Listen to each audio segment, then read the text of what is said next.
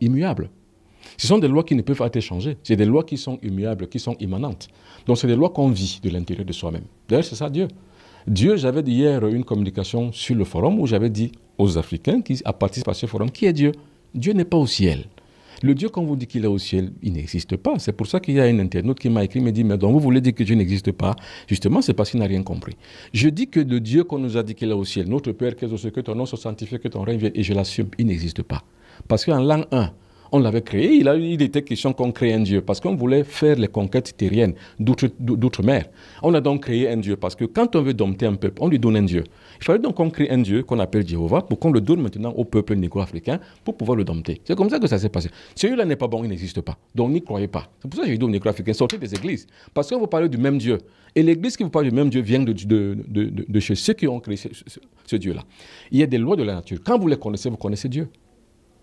Or, celui qu'on vous a dit qu'il est au ciel, vous ne le connaissez pas, vous y croyez simplement. Or, sortez donc de la croyance, entrez dans la connaissance. C'est la connaissance qui vous libérera. Et quand vous êtes dans la connaissance, je vous y aide. Je vous parle aujourd'hui en conclusion des 7 lois de la nature. J'en parle tout le temps. Pour que vous compreniez que pour le négro-africain, c'est ça Dieu. C'est dans la nature. La première loi, c'est la loi du mental. Ça veut dire que tout ce que vous voyez, tout ce que vous voulez faire, visualisez-le, vous voyez que c'est déjà fait, vous le faites, mentalement vous l'avez fait. La deuxième, c'est la correspondance, c'est l'amour. Il faut aimer son prochain. Les Africains ne s'aiment pas. Pas du tout. Mais la preuve est là, allez à l'hôpital, vous n'avez pas l'argent, vous allez mourir, Madame Ketia. C'est les Africains qui vous regarderont mourir. Ce n'est pas l'amour, ça. Donc la deuxième loi de la correspondance, les Africains ne l'observent pas. Ni la première d'ailleurs. Les Africains attendent toujours qu'il y a un Dieu qui est au ciel qui va les aider. Ils n'observent aucune loi de la nature. C'est pour ça qu'ils sont ce qu'ils sont. La troisième loi, c'est la vibration. C'est la loi de l'intelligence. C'est-à-dire que vous êtes à distance, je vous parle. C'est la télépathie, c'est la téléphonie qui vient de là. C'est la troisième loi de la vibration. Vous vibrez au même diapason avec les autres. C'est ce que les Juifs font. Ils vibrent tous au même diapason. Parce qu'ils ont compris la nécessité de cette loi. Et c'est pour ça que attaquez-vous à un seul Juif. C'est toute la meute et la cohorte juive qui va se ruer vers vous. Les abeilles ont aussi la même politique. Les Juifs l'ont.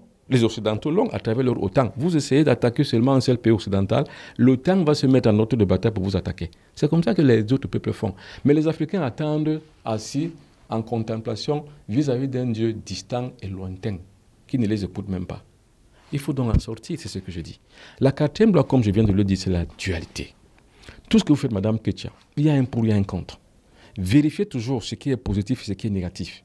Et en cela, donc, vous allez réussir. La cinquième loi, c'est la loi du temps. Gbagbo a dit, le temps c'est l'autre nom de Dieu. Dieu c'est le temps. Chaque chose est faite selon son temps, à son moment, à son niveau et chaque chose. C'est pour ça que je dis pour les négro-africains, nous ne sommes plus à l'heure de la victimisation, c'est passé. Ne me dites plus, ne vous réveillez pas le matin, venez me dire que la France a fait ceci, la France a fait cela. Je vous répondrai que la France est dans son rôle. Et comme je l'accepte, nous l'acceptons ainsi, nous sommes dans le rôle de proie. Mais c'est comme ça. Or, la proie qui se nerve et qui émotivement dénonce et se victimise, messieurs, est une véritable proie éternelle. Et c'est ça les Africains. Et c'est pour ça que je dénonce ça. Je dis que non, il ne faut pas dire aux Africains chaque fois qu'ils sont des victimes. Non, nous ne sommes pas des victimes. Nous sommes des cons. Maintenant, quand vous dites à l'Africain que si cela vous arrive, c'est parce que vous êtes un imbécile, un idiot, un con, un vaurien et un sous-être humain, c'est pour lui permettre de changer. Et quand je dis changer, ça ne veut pas dire qu'on dit que j'ai changé, non. Ce sont des états de conscience supérieurs. Il faut y accéder. C'est ce que les autres peuples ont fait, c'est ce que les Juifs ont fait, c'est ce que les Chinois, les Asiatiques ont fait. Nous, on doit le faire. Nous, on le fait parce que moi, je le fais avec ceux qui viennent à mes séminaires et avec ceux qui participent avec moi à l'éclosion d'une nouvelle corruption spirituelle à travers Astra, qui est la plateforme de résistance et de transformation. Et la cinquième loi, c'est le temps. La sixième loi, c'est le genre. Il faut savoir intégrer la femme et l'homme. Voilà ce que les religions négro-africaines font. Ils excluent les femmes. Mais c'est idiot, mais c'est bête et c'est con. Allez voir les Bambombok. Bon, ce que je connais plus les Bambombok parce que je suis moi-même un Bambok. Les Bambombok, une femme ne s'assoit pas là où est les hommes. Chez les Bambombok. La femme doit être là-bas loin. Mais monsieur, vous êtes idiot et con.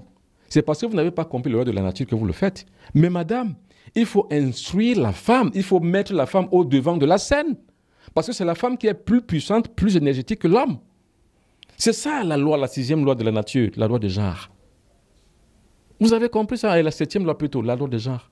Vous avez compris ça, Madame Ketia? Il ne faut jamais exclure une femme, mais les cons, les Africains, que ce soit au Bénin, que ce soit au Tchad, que ce soit n'importe où, c'est pas au Cameroun, n'importe où, les femmes sont exclues. Mais nous sommes dans quelle société où on exclut une partie et une vraie partie même de la population? Nous sommes même qui, en fait? On n'est rien. Parce qu'on ne connaît pas les lois de la nature.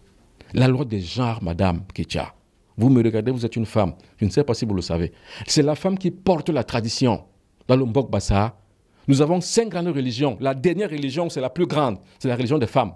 La première religion, c'est la religion Ndjangumba. La deuxième, c'est le Loum. La troisième, c'est le Ngé. La quatrième, c'est le Mbok. Et la cinquième, c'est le corps. C'est la tradition chez les femmes.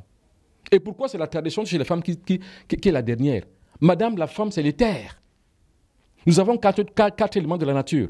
Et le plus grand élément, c'est le 5e qu'on ne voit pas. C'est l'éther. Nous avons l'eau, le feu, l'air, la terre. Le 5e élément, c'est l'éther. C'est pareil. Le 5e élément, la 5e grande religion chez les Bassa du Cameroun, c'est le corps, c'est chez les femmes. Je ne sais pas si on se comprend bien. Et il faut savoir que le corps, dans toutes les traditions humaines du monde, le corps, la femme, c'est la déesse. C'est elle qui est porteuse de la vie. C'est elle le conceptacle de la vie. Et c'est pour ça qu'il faut la respecter, madame. Mais les Africains, les négro-africains excluent les femmes, les excisent. Mais voyez-moi des pratiques qu'on fait sur une femme. Vous allez me dire qu'avec ça, vous allez vous développer? Vous ne pouvez pas. Si vous excluez les femmes, vous n'allez jamais vous développer. C'est la femme qui est la résistance. Allez en France, c'est Jeanne d'Arc qui est la figure de proue de la résistance française. C'est Jeanne d'Arc. C'est Jeanne d'Arc. Le plus grand, ce n'est pas De Gaulle. C'est Jeanne d'Arc. Et qui était Jeanne d'Arc? Une femme, madame, avec 2 seins et un sexe féminin. Donc les Africains doivent donc comprendre donc ce jeu de la nature afin de comprendre où ils sont. Aujourd'hui, on ne maîtrise rien. Parce que la religion est venue tout basculer, tout bousculer, tout changer. Il y a des énergumènes qui vont venir dire que ouais, c'est normal qu'on sache que oui, la France, oui, non. La France n'a rien fait. La France est dans son rôle de prédateur et vous, vous êtes dans votre rôle de proie. Mais si vous voulez changer, commencez à combattre dès maintenant. Et le meilleur outil, c'est la transformation de la conscience.